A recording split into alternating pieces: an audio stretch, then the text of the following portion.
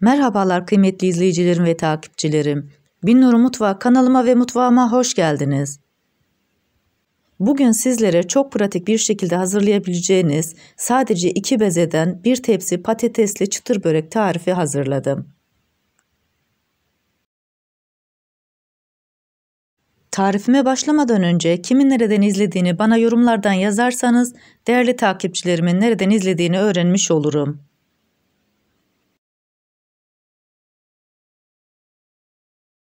Sizleri daha fazla bekletmeden bu güzel böreğin yapılışına geçiyorum.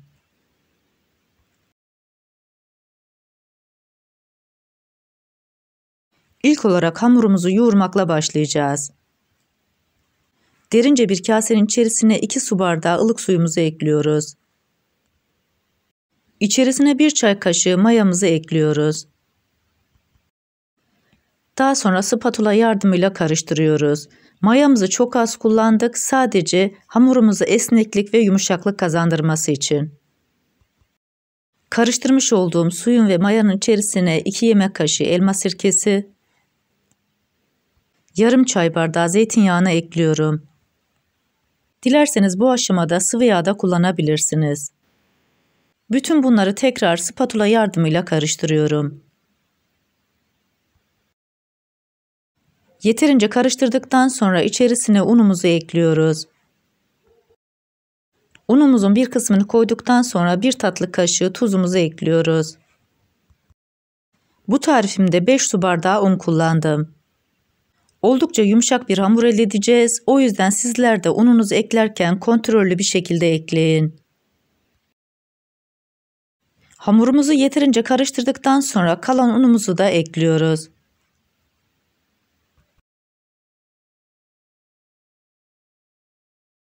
Spatulayı hamurun içerisinden çıkartıp elimizle yoğurmaya devam edeceğiz.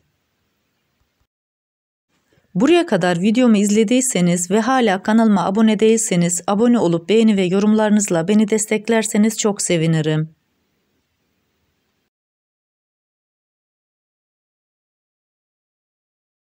Hamurumuzu 1 dakika boyunca elimizle yoğurduktan sonra tezgahımızın üzerine alacağız ve orada yoğurmaya devam edeceğiz. Hamuru ne kadar çok yoğurur ve özlü hamur elde ederseniz böreğiniz o kadar güzel ve lezzetli olur.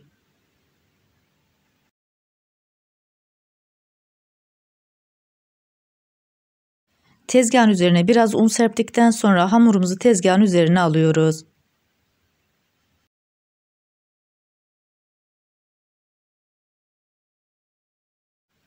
İçten dışarıya doğru katlayarak hamuru tezgahın üzerinde yoğurmaya devam ediyoruz. Tezgahın üzerine sermiş olduğum unla birlikte 5 su bardağı un kullandım. Tarifimde kullanmış olduğum su bardağı ölçüsü 250 mililitre. Biraz daha tezgahın üzerinde yoğurduktan sonra hamurumu şöyle bir toparlıyorum ve tekrar yoğurma kabımızın içerisine alıyoruz.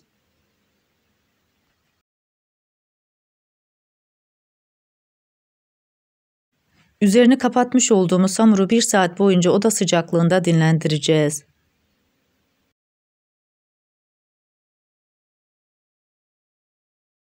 Biz de bu arada iç harcımızı hazırlayacağız. 3 adet patatesimizi daha önce küçük küçük parçalar halinde doğrayarak haşladık. İçerisine 1 tatlı kaşığı pul biber, 1 tatlı kaşığı tuz, 1 tatlı kaşığı kırmızı toz biber, 1 tatlı kaşığı karabiber ekliyorum ve ezici yardımıyla güzelce karıştırıyorum. Patatesleri ezmeden önce içerisine baharatları koyduğumuz için hem bu arada patatesleri ezmiş oluyoruz ve baharatları karıştırmış oluyoruz. Bu arada iç malzememizi de çok un ufak hale getirmiyoruz. Bu böreğin içerisine ben patates kullandım. Sizler dilediğiniz iç harcını kullanabilirsiniz. 1 saatin sonunda hamurumuzun üzerini açıyoruz. Her zaman söylediğim gibi ilk olarak hamurun havasını alıyorum. Bütün mayalı hamurlarda hamurun havasını almayı ihmal etmeyin. Aksi halde yerken mayanın tadını hissedersiniz.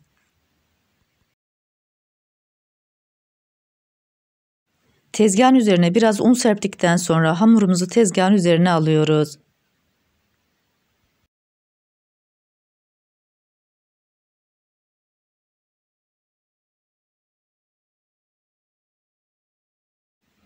Hamuru şöyle bir toparladıktan sonra 2 parçaya böleceğim.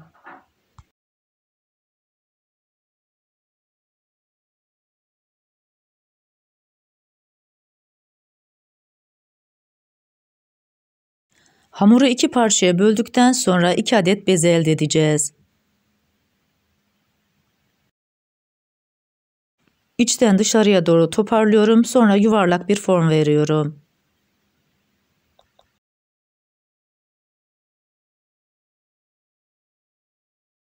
Genişçe bir tepsinin üzerine un serptikten sonra bezelerimizi tepsinin üzerine alıyoruz. Daha sonra temiz bir poşet geçiriyoruz ve 10 dakika boyunca bu şekilde dinlendiriyoruz.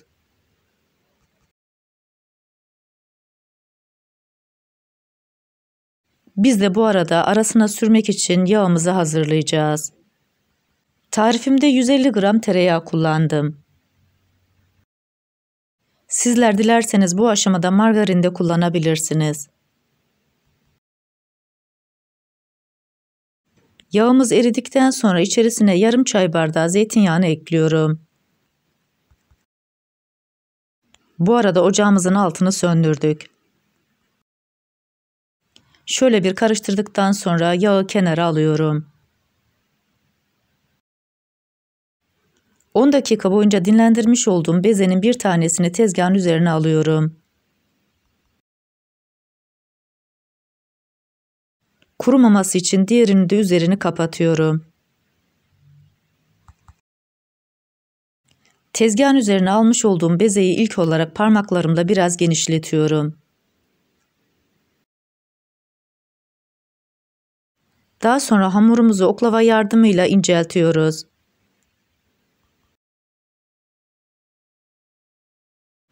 Dilerseniz sizler bu aşamada merdane de kullanabilirsiniz. Ben sizlere her iki türlüsünü de göstereceğim.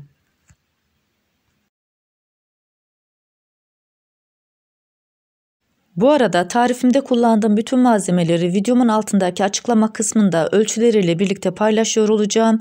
Dilerseniz oradan da bakıp faydalanabilirsiniz.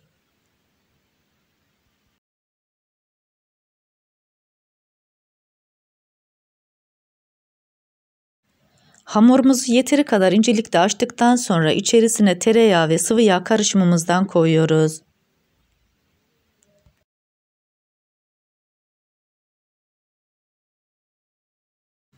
Elimizle sürerek yağın her tarafa gelmesini sağlıyoruz.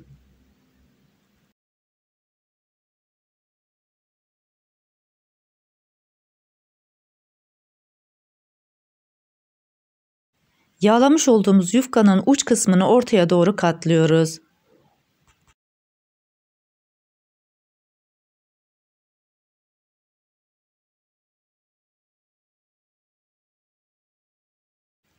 O kısmı düzelttikten sonra tereyağından tekrar gezdiriyoruz.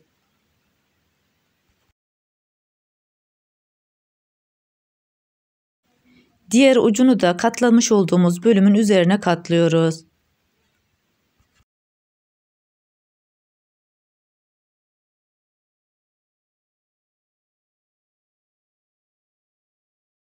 O kısmı da düzelttikten sonra üzerine yağımızdan koyuyoruz.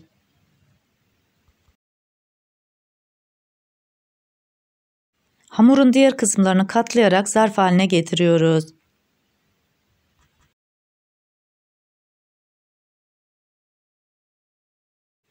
Zarf haline getirmiş olduğumuz hamuru buzluğumuzda dinlendireceğiz. Diğer bezeyi tezgahın üzerine alıyorum. Aynı tepsinin içerisine hazırlamış olduğum hamuru yerleştiriyorum. Diğer bezeyi işlerken bu hamurumuz da buzluğumuzda dinlenecek. Sizlere bir kez daha göstermek istiyorum. Tezgahın üzerine almış olduğumuz bezeyi açabildiğimiz kadar ince açıyoruz.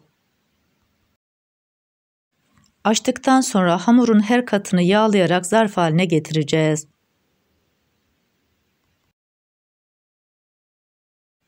Bu böreği yaparken birkaç tane püf noktası var. Sizlere tavsiyem benim yaptığım gibi yapın, gerçekten lezzetli börekler elde etmiş olursunuz.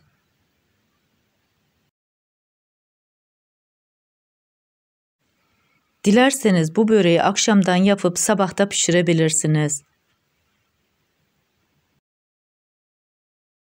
Hamuru ne kadar çok dinlendirirseniz o kadar güzel ve lezzetli oluyor.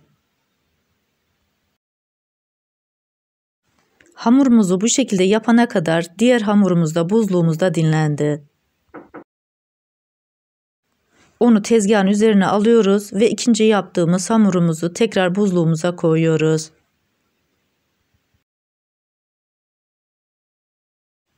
Parmaklarımızla genişletmiş olduğumuz hamuru merdane yardımıyla tepsi büyüklüğüne gelinceye kadar açıyoruz. Bu aşamada merdaneyi de çok fazla bastırmıyoruz.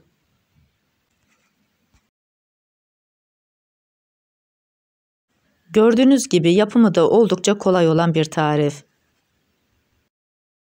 Tabii ki lezzeti de bir o kadar güzel. Sadece 2 tane beze kullanıyoruz ve kocaman bir tepsi börek elde etmiş oluyoruz.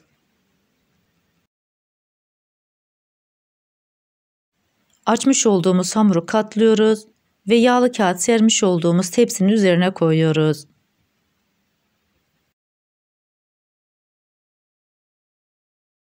Hamuru muntazam bir şekilde tepsinin üzerine yayıyoruz.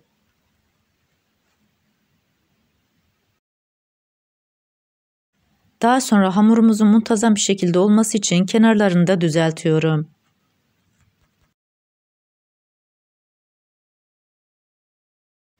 Bu işlem de bittikten sonra içerisine tereyağı ve sıvı yağ karışımından gezdiriyorum.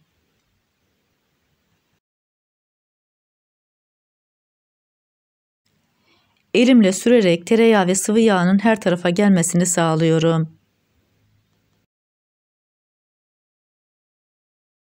İçerisine hazırlamış olduğumuz patatesli iç harcını koyuyoruz.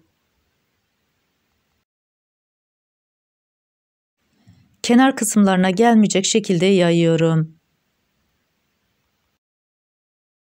Bu arada iç harcını ben patatesli hazırladım. Sizler dilerseniz kıymalı ya da peynirli yapabilirsiniz. Kenar kısımlarına gelmeyecek şekilde yaydıktan sonra tepsimizi kenara alıyoruz.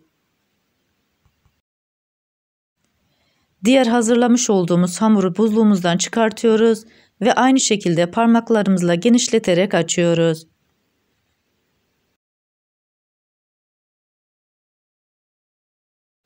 Merdane yardımıyla tepsinin büyüklüğüne gelecek şekilde açıyorum. Açmış olduğum hamuru toparladıktan sonra patates harcı koymuş olduğumuz hamurun üzerine onu da koyuyoruz.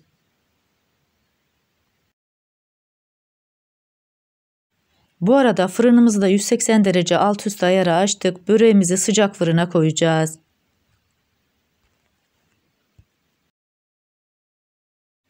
Açmış olduğumuz hamuru tepsinin üzerine koyduktan sonra kenar kısımlarını bastırarak kapatıyoruz.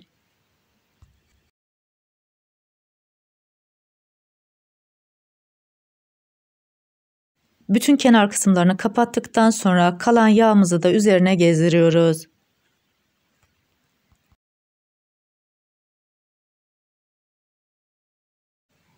Dilerseniz böreğinize hiçbir işlem gerçekleştirmeden bu şekilde koyabilirsiniz. Ya da benim yaptığım gibi keserek de şekil verebilirsiniz. Kesme işleminde böreğimize ilk önce kare form veriyoruz.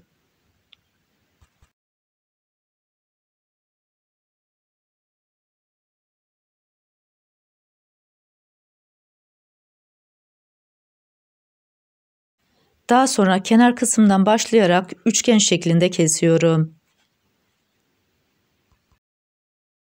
Bu kesme şekliyle servis ederken böreğimizi kolay bir şekilde alacağız.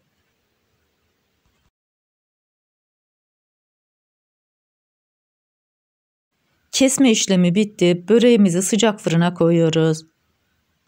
45 dakika boyunca 180 derecelik fırınımızda böreğimizi güzel bir şekilde kızarttık.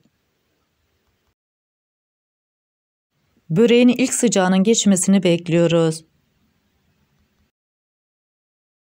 Sizlere bir de bu güzel böreğin iç dokusunu göstermek istiyorum. Görmüş olduğunuz gibi katları çok güzel bir şekilde ayrılmış. İç dokusu da bir o kadar güzel. Sizler de bu şekilde hazırlarsanız gerçekten lezzetli börekler elde etmiş olursunuz. Tarifimdeki tüm püf noktaları detaylı bir şekilde sizlere anlatmaya çalıştım. Ancak yine de aklınıza takılan bir kısım olursa bana yorumlardan yazabilirsiniz. Oradan da elimden geldiğince yardımcı olmaya çalışırım. Bu tarifimi yapıp deneyecek olan herkese şimdiden afiyet olsun. Sizler bu güzel böreğin son halini seyrederken ben de sizlere veda etmiş olayım. Bir tarifimizin daha sonuna geldik. Videomu izlediğiniz için teşekkür ederim. Bana destek olmak için tarifimi beğendiyseniz beğenmeyi, abone değilseniz abone olmayı, yeni tariflerimi izlemek için bildirim zilini açmayı, tariflerimi sevdiklerinizle paylaşmayı unutmayın. Her şeyin gönlünüzce olması dileğiyle, hoşça kalın, afiyetle kalın, Allah'a emanet olun.